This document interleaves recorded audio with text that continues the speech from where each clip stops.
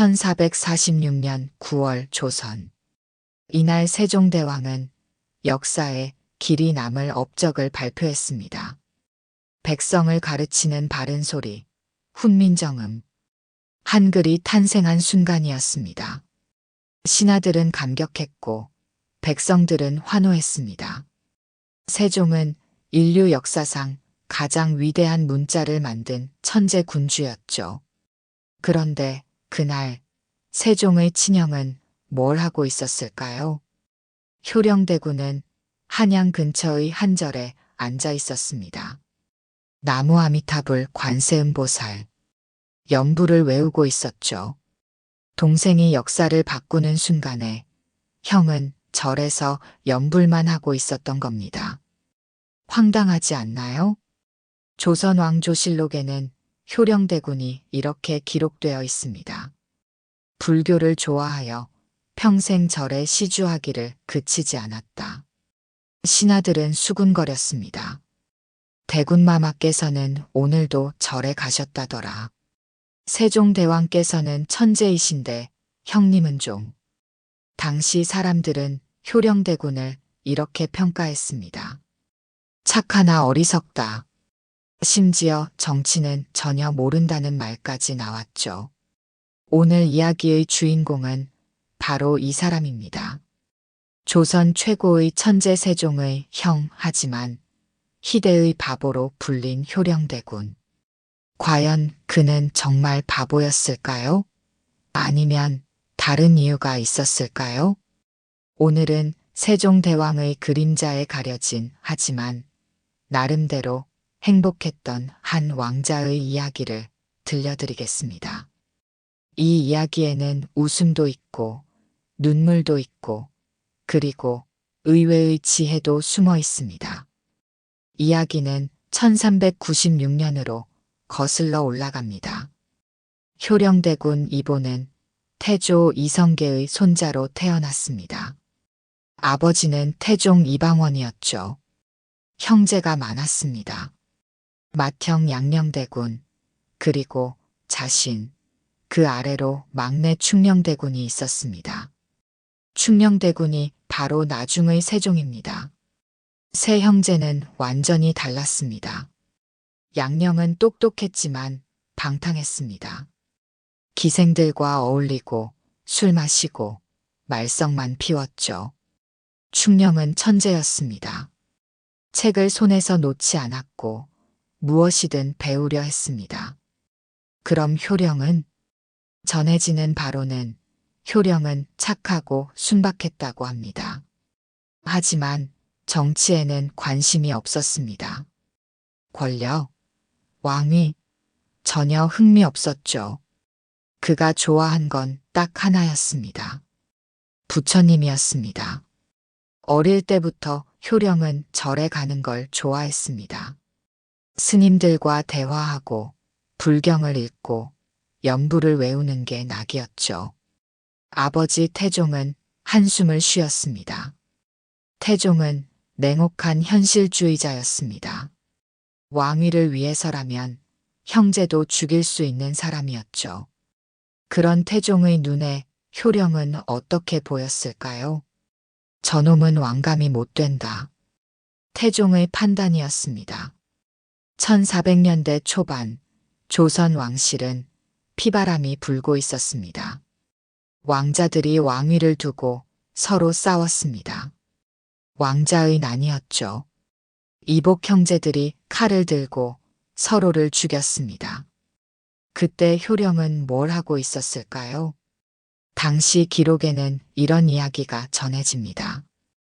효령은 절에 가서 이렇게 기도했다고 합니다. 부처님, 제발 형제들이 싸우지 않게 해주세요. 순진하고 순수한 왕자였던 거죠. 결과적으로 태종이 왕위에 올랐고 왕자의 난은 끝났습니다. 하지만 태종의 고민은 시작되었습니다. 누구를 세자로 삼을 것인가? 맏아들 양녕은 문제가 많았습니다. 둘째 효령은 무능했습니다. 남은 건 막내 충녕뿐이었죠. 효령은 아버지의 고민을 알고 있었을까요? 아마도 몰랐을 겁니다. 그는 그날도 절에 가 있었으니까요. 1418년 운명의 순간이 찾아왔습니다.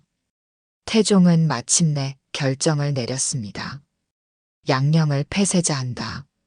충령을 새 세자로 책봉한다. 맏아들을 버리고 막내를 택한 겁니다.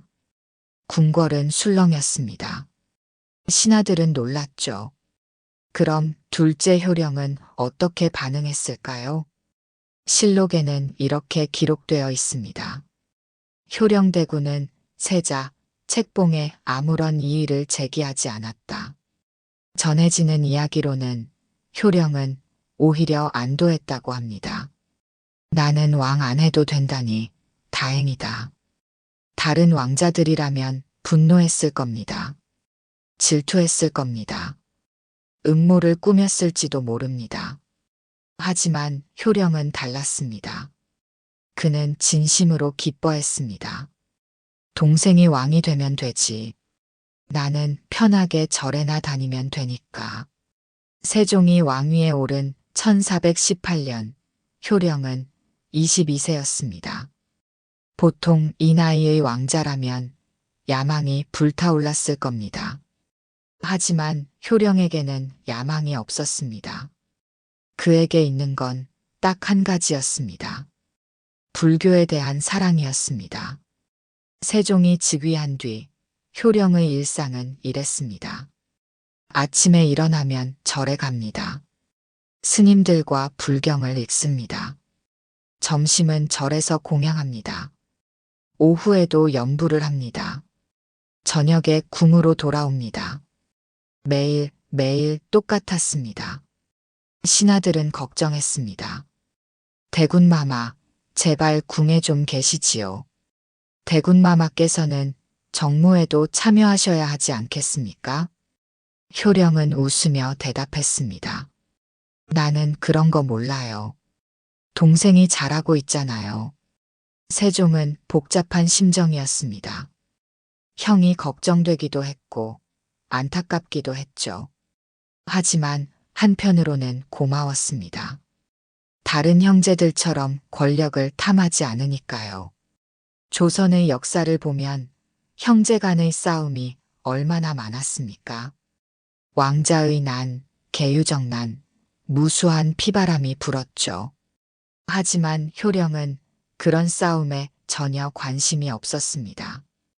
어쩌면 그것이 효령의 진짜 지혜였을지도 모릅니다. 권력욕이 없으니 위험할 것도 없었습니다. 욕심이 없으니 누구도 그를 해치려 하지 않았습니다. 하지만 문제가 하나 있었습니다. 효령은 돈을 너무 많이 썼습니다. 아니, 정확히는 절에 시주를 너무 많이 했습니다. 매달, 매주, 심지어 매일 절에 돈을 갖다 바쳤죠. 자신의 재산이 다 떨어지면 어떻게 했을까요? 세종에게 갔습니다. 동생아, 돈 좀. 세종은 한숨을 쉬며 돈을 줬습니다. 형님, 또 절에 다 쓰셨어요? 효령은 환하게 웃었습니다. 응, 부처님이 좋아하시더라. 세종은 웃어야 할지 울어야 할지 몰랐습니다. 세종시대, 조선은 황금기를 맞이했습니다. 한글이 창제되었고, 과학이 발전했고, 문화가 꽃피었습니다. 세종은 밤낮 없이 일했습니다. 신하들과 토론하고, 백성을 걱정하고, 책을 읽었죠. 그럼 효령은 뭘 하고 있었을까요?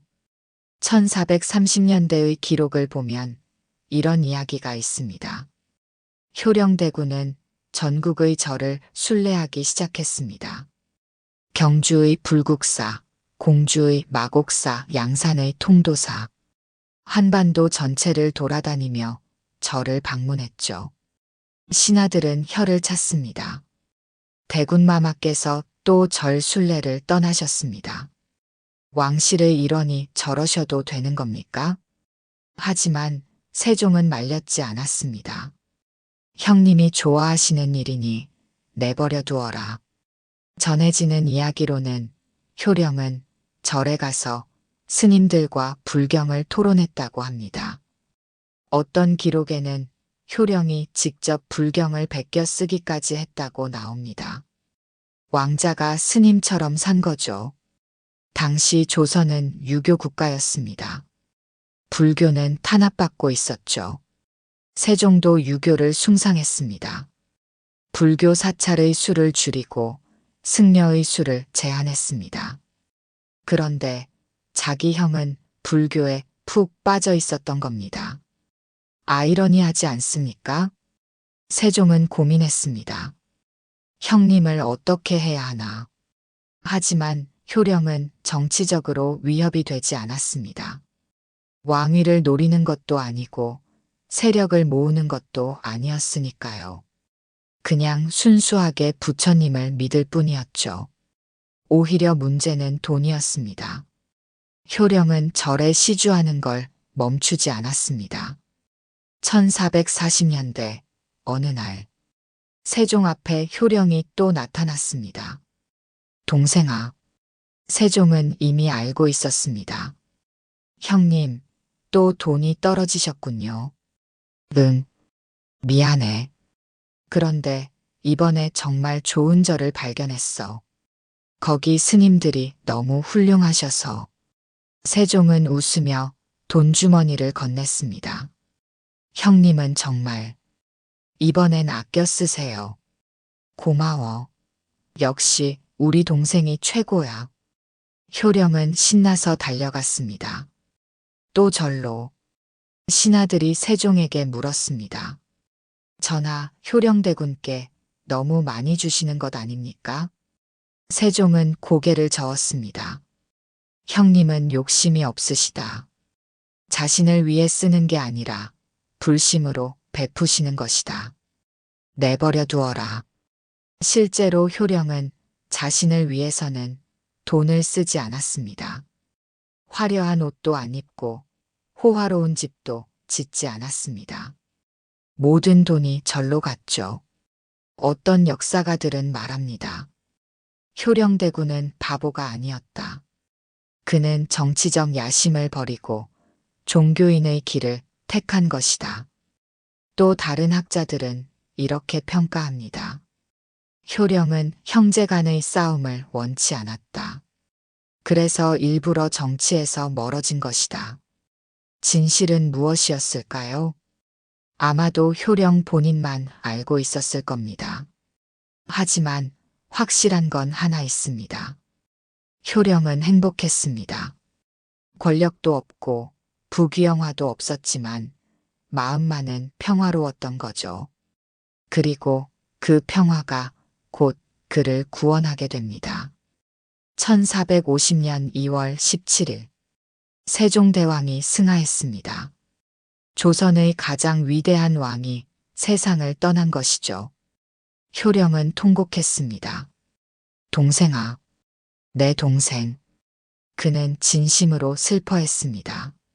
세종은 그에게 형제이자 은인이었으니까요. 세종의 아들 문종이 왕위에 올랐습니다. 하지만 문종은 병약했습니다. 2년 만에 세상을 떠났죠. 이어서 12살 어린 단종이 왕이 되었습니다. 궁궐의 분위기가 달라지기 시작했습니다. 1453년 계유정난이 일어났습니다. 세조 수양대군과 쿠데타를 일으킨 겁니다. 피가 흘렀습니다. 신하들이 죽었습니다. 왕실이 뒤집혔죠. 당시 궁녀들의 증언에 의하면 궁궐은 공포에 휩싸였다고 합니다. 누가 다음 차례일까? 왕족들도 위험하다. 이런 소문이 돌았죠. 그럼 효령은 어디에 있었을까요? 놀랍게도 효령은 절에 있었습니다. 한양에서 멀리 떨어진 산속절에서 스님들과 불경을 읽고 있었던 거죠. 쿠데타가 일어난 줄도 몰랐습니다. 며칠 뒤 사람들이 효령을 찾아왔습니다. 대군마마, 큰일 났습니다. 수양대군께서 정변을 일으키셨습니다. 효령은 놀랐지만 이렇게 말했다고 합니다. 나는 정치에 관심이 없다. 그저 부처님께 나라가 평안하기를 빌 뿐이다. 전해지는 바로는 세조는 효령을 건드리지 않았다고 합니다. 왜였을까요? 효령은 위협이 되지 않았기 때문입니다. 정치적 야심도 없고 세력도 없고 그저 절에서 연불이나 하는 왕자였으니까요. 오히려 세조는 효령을 존중했습니다. 효령대군은 덕이 높은 분이시다. 해칠 이유가 없다. 1455년 세조가 정식으로 왕위에 올랐습니다. 어린 단종은 왕위에서 쫓겨났고 결국 죽임을 당했습니다. 비극이었습니다. 많은 왕족들과 신하들이 목숨을 잃었습니다. 하지만 효령은 살아남았습니다.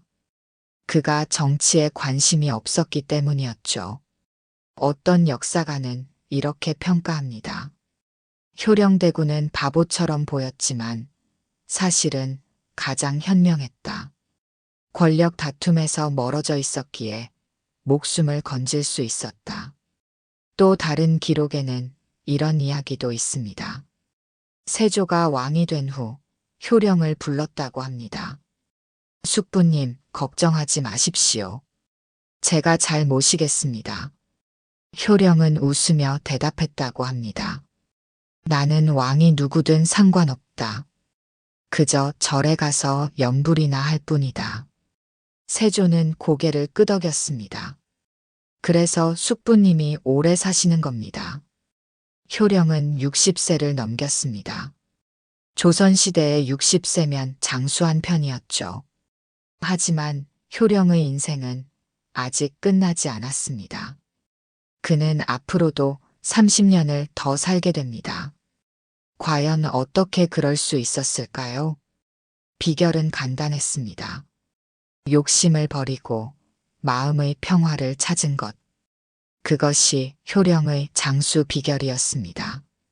1470년대 효령대군은 70대 후반이 되었습니다.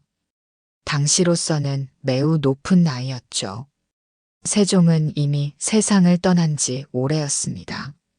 문종도, 단종도, 세조도 모두 죽었습니다. 이제 예종이 왕이었고 곧 성종의 시대가 올 예정이었습니다. 효령은 조용히 살았습니다. 여전히 절에 다녔고 여전히 연불을 했습니다. 나이가 들어도 변하지 않았던 거죠. 사람들은 신기해했습니다. 효령대군께서 아직도 살아계시다니. 벌써 80세가 넘으셨는데도 정정하시다더라. 효령의 장수 비결은 무엇이었을까요? 전해지는 이야기로는 그는 마음이 편안했기 때문이라고 합니다. 걱정도 없고 스트레스도 없고 그저 평화로웠던 거죠. 1480년 효령은 84세가 되었습니다. 그때 성종이 효령을 궁으로 불렀습니다. 대군마마, 장수하시는 비결이 무엇입니까? 효령은 환하게 웃었습니다. 나는 욕심이 없었습니다. 그저 부처님을 믿고 형제를 사랑하고 마음 편히 살았을 뿐입니다. 성종은 감탄했습니다. 대군마마야말로 진정한 지혜를 가지신 분입니다. 효령은 고개를 저었습니다.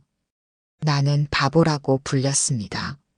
하지만 바보로 사는 것도 나쁘지 않더군요.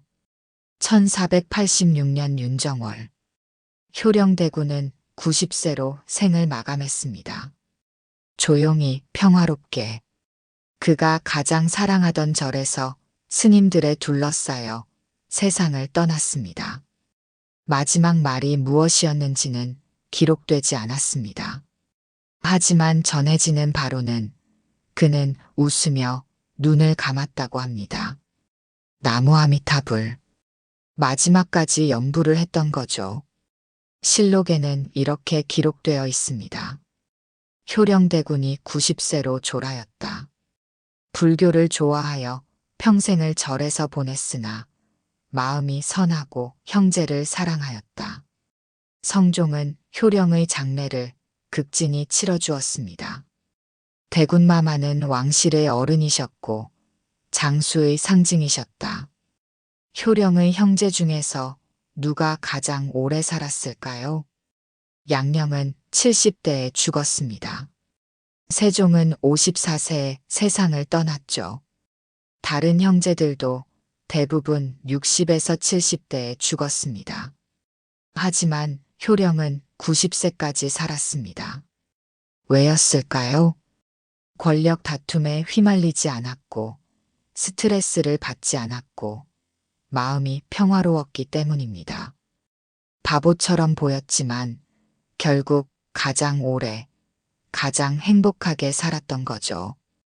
이것이 바로 역설입니다. 조선 역사상 가장 천재였던 세종은 54년을 살았습니다. 하지만 가장 바보라 불렸던 효령은 90년을 살았습니다. 과연 누가 더 현명했던 걸까요? 그렇다면 효령대군은 정말 바보였을까요? 이 질문에 대한 답은 복잡합니다. 조선왕조실록을 보면 효령은 정치에 무능했다고 기록되어 있습니다.